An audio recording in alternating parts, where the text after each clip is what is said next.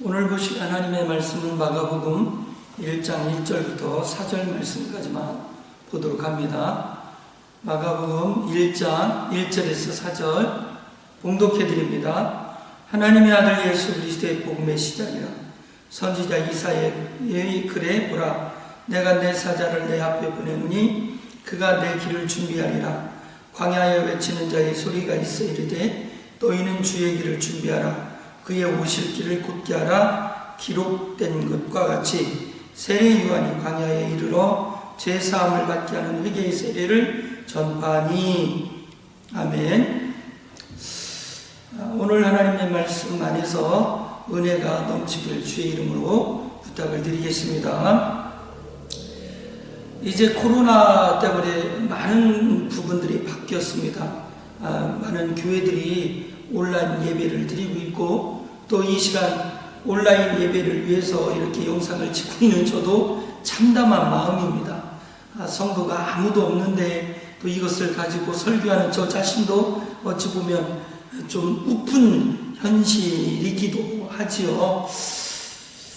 그러면서 저는 어떤 부분들을 이렇게 좀 많이 생각을 했냐면, 중국의 지하교회나 북한의 어느 곳에서 또 감시를 피해서 예배 드리는 또 북한의 동포들을 또 이렇게 생각을 해보면, 우리가 이러한 기회들을 통해서 하나님에 대한 예배의 또 귀함과 소망이 또 많이 생긴 것을 이렇게 볼 수가 있습니다.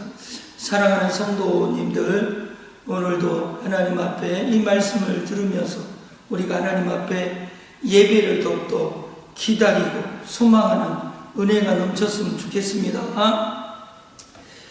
이 코로나에 세계적으로 많은 또 위협 속에서 또 어려운 상황들이 발생을 하고 있고, 많은 사람들이 이렇게 죽어가는 것들을 이렇게 볼 수가 있죠. 유럽에서는 하루에 몇백 명이 죽었다, 얼마나 죽었다, 어떤 일이 벌어졌다, 이런 일들이 있었는데, 우리가 이제 세계의 역사 속에서도 이렇게 바라보면 큰 어려움들이 있었던 것을 이렇게 볼 수가 있죠. 세계적으로 이렇게 보면 165년도에 이렇게 보면 그 천연두로 말미암아서 당시에 500만 명이 이렇게 죽었다고 그러죠. 그래서 당시 로마에서만 그 3분의 1이 이 천연두로 죽었답니다. 그리고 이 일은 15년 동안 지속적으로 이루어졌으니까 얼마나 사람들이 이 죽음에 대한 두려움 가운데 살았는지를 이렇게 볼 수가 있죠. 그리고 165년도에 이러한 일들이 벌어졌고, 그 후로 100년 후에 이 키프리안 전염병으로 그 로마시 한 곳에서만 하루에 5,000명이 죽기도 했다고 그러죠.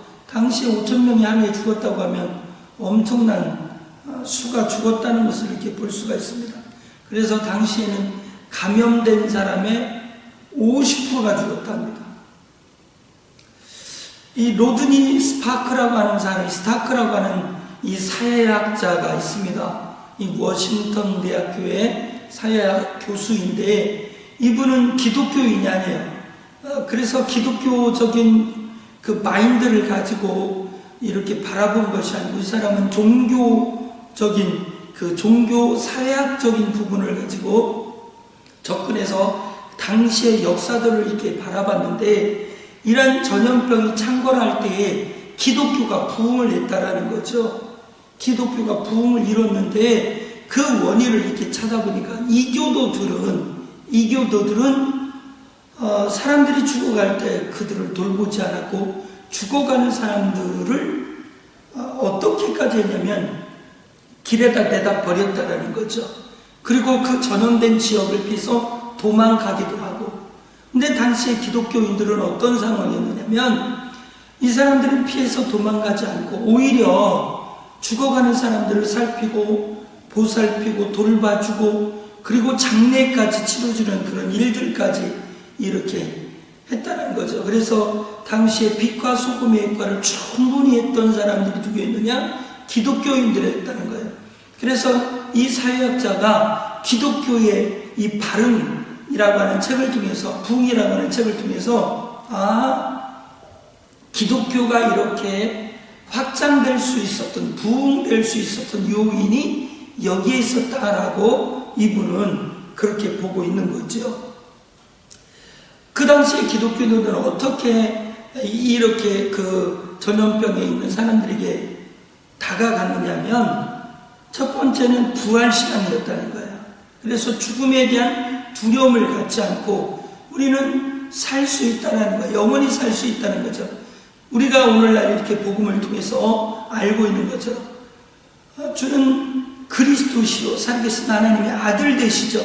내가 곧 길이요 진리요 생명이니 생명 되신 예수 그리스도를 믿음으로 영생 은혜와 축복을 우리가 확신하는 것처럼, 또 그 부활의 신앙을 확신하는 것처럼 이들의 마음 가운데는 예수 그리스도로 말미암아 이 부활 신앙을 갖고 살아가게 되었다는 거예요. 두 번째는 이 기독교인들은 당시에 그냥 그 지역을 떠나는 것이 아니고 어떻게 했다고요? 아픈 사람들을 도맡아서 살피고 피로를 찾아주는 그 섬김, 자기 자신이 병에 걸려서 죽을 수도 있고 또 그것 때문에 죽기도 했다고 그러죠. 코로나는 발병이 4, 5일 지나면 좀 증상이 나타나고 또 그리고 악화되어야 기저질환자가 생기면 그때 기저질환자에게 전염이 되면 그때 가서 어떻게 해요? 이제 죽기도 하고 뭐 이런 게 되는데, 당시는 어느 정도였냐면 24시간 정도면 이게 드러났다는 거예요. 그래서 환자를 살피다 보면 이게 감염이 되면 당시 어떻게 되냐면 다음날 환자를 살폈는데 하루가 지나가서 죽어나가는 거예요. 그럼에도 불구하고 헌신적인 섬김을 이렇게 보였다고 하죠. 그래서 우리가 기독교인들을 이렇게 보면서 하나의 영적인 이 부활신앙을 가지고 증거하고 또 사람들의 마음을 안심시켜주고 또 실제적인 그 감염된 사람들 돌봐줬던 것처럼 우리가 지금 어떠한 역할을 해야 되고 어떠한 삶을 살아가야 되는지에 대한 부분들을 다시 한번 점검해보는 은혜가 있었으면 좋겠습니다. 눈빛 하나도 좀 따뜻하게, 그리고 다른 사람들이 우르르 한다고 우리도 그렇게 따라가는 것이 아니고 나는 믿음을 가진 사람으로 어떻게 생활을 이렇게 정리해야 될까를 우리가 생각하고 갔으면 좋겠습니다. 오늘 본문 말씀에 보면 마가복음 1장 1절 하나님의 아들 예수 그리스도의 복음의 시작이라, 하나님의 아들 예수 그리스도의 복음의 시작이라고 이렇게 말씀을 하고 있죠. 복음의 시작. 이 복음은 누구예요? 예수님이잖아요. 말 그대로 예수님이 주인공이 되시는 거예요. 근데 마가복음의 기록에 처음은 1장 1절부터 시작해서 아니 주인공이 되니까 그 주인공을 먼저 소개를 해야 되잖아요. 예수 그리스도를 먼저 소개를 해야 되는데 지금 주인공 되신 예수님을 먼저 소개하는 것이 아니고 세례 요한을 먼저 소개하고 있는 것을 볼 수가 있죠. 2절 말씀, 선지자 이사야의 글을 보라. 내가 내 사자를 내 앞에 보내노니 그가 내 길을 준비하리라. 마가복음 1장 4절 말씀에 보면 세례 요한이 광야에 이르러 죄사함을 받게 하는 회개의 세례를 전파하니, 세례 요한을요 복음을 전파하는 일에 동역자로 불러주셨다는 거예요. 그럼 세례 요한을 복음을 전파하는 일에 동역자로 불렀는데 어떤 일에 쓰게 하려고 불러주셨느냐? 그것이 바로 마가복음 1장 2절부터 3절까지의 말씀이에요. 광야 선지자 이사야의 글을 보라. 내가 내 사자를 내 앞에 보내노니, 예수님 앞에 요한을 보낸다는 거죠. 그리고 그 길을 준비한다는 거예요. 즉 길을 곱게 하는 역할을 세례 요한에게 부탁하고 이 세례 요한에게 이 일을 맡긴다는 거죠. 주의 길을 곧게 하는 일이 뭐예요? 주인공 대신 예수님의 일을 방해하는 영적인 일을, 장애물을 제거하는 일을 세례인원에게 맡겼다는 거잖아요. 죄로 물들어 강팍하게 된 심령을 깨닫게 하고 회개하고 돌이켜서 누구를? 예수님을 맞이할 준비를 하는 역할, 그게 누구의 역할이었냐면 바로 세례 요한의 역할이었다는 거죠. 마음이 죄로 말미암아 굳어졌던 당시의 사람들의 마음의 문을 열고 우리 주님을 영접할 수 있도록 그렇게 가지고 갔던 일들이 세례 요한의 역할이었다는 거죠. 이렇게 한번 표현을 한번 해보겠습니다.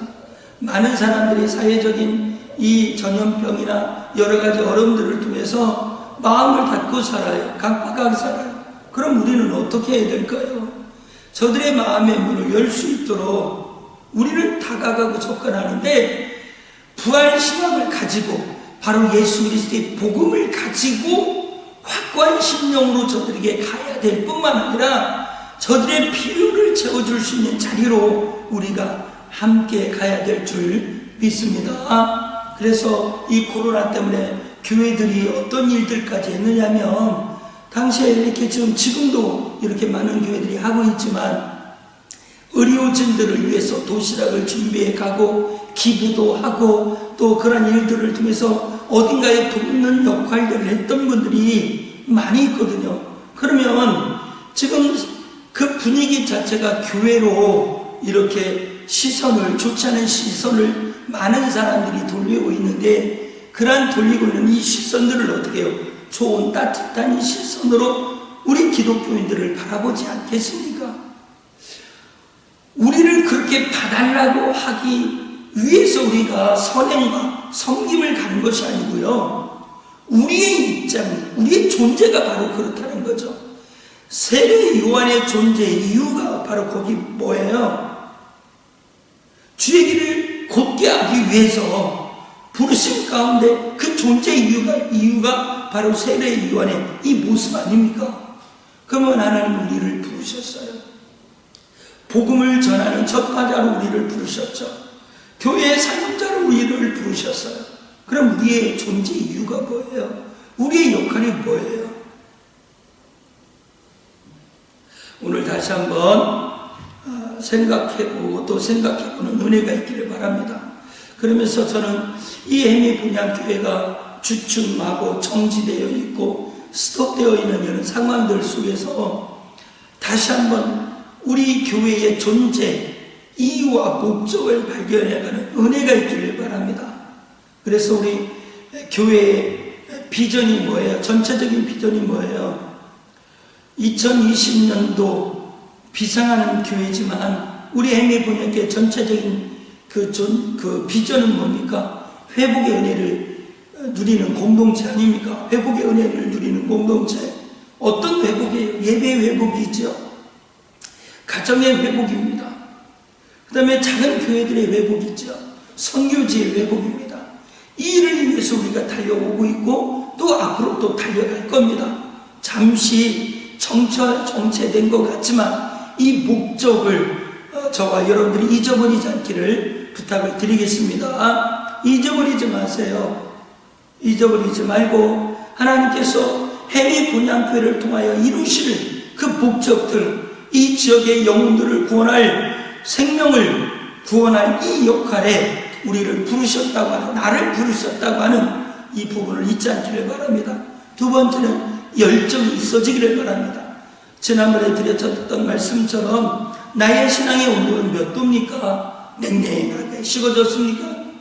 아니면 다시 뜨거워지고 있습니까? 신앙의 온도를 높이는 은혜가 있기를 바랍니다. 세 번째는 헌신이 필요합니다.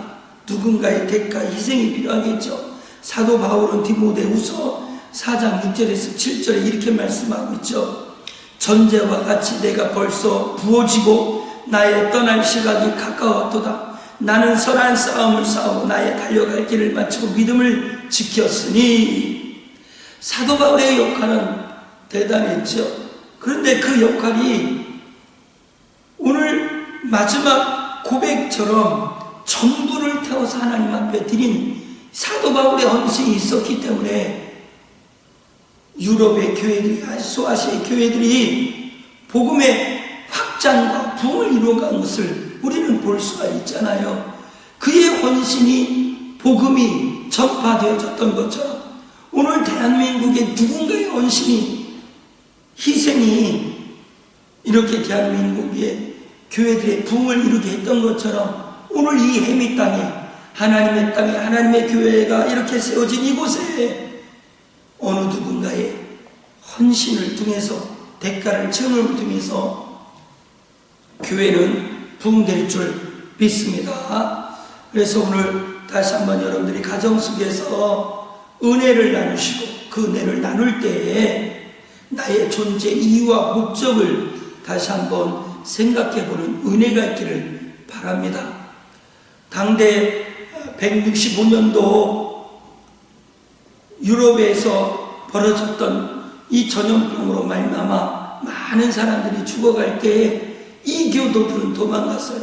그러나 기독교인들은 그곳에서 신앙을 가지고 헌신적인 섬김이 있었는데, 나는 지금 내가 이 땅에, 이곳에 내 가정과 내 이웃에게 무엇을 해야 되는지에 대한 부분들을 한번 나누어 보고 여러분들의 비전을 알아보는 은혜가 있기를 주님의 이름으로 부탁을 드리겠습니다. 기도하겠습니다.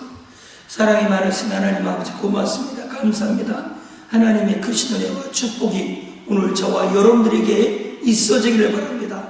세례 요한을 부르셔서 하나님의 나라의 귀한 동역으로 우리 주 예수 그리스도의 오시는 그 길에 주의 길을 곧게 하였던 것처럼 오늘 나의 삶 가운데서도 그 존재 이유와 목적을 발견하게 하시고 나의 삶을 우리 주님 앞에 온전히 드릴 수 있는 열정과 헌신이 있기를 원합니다.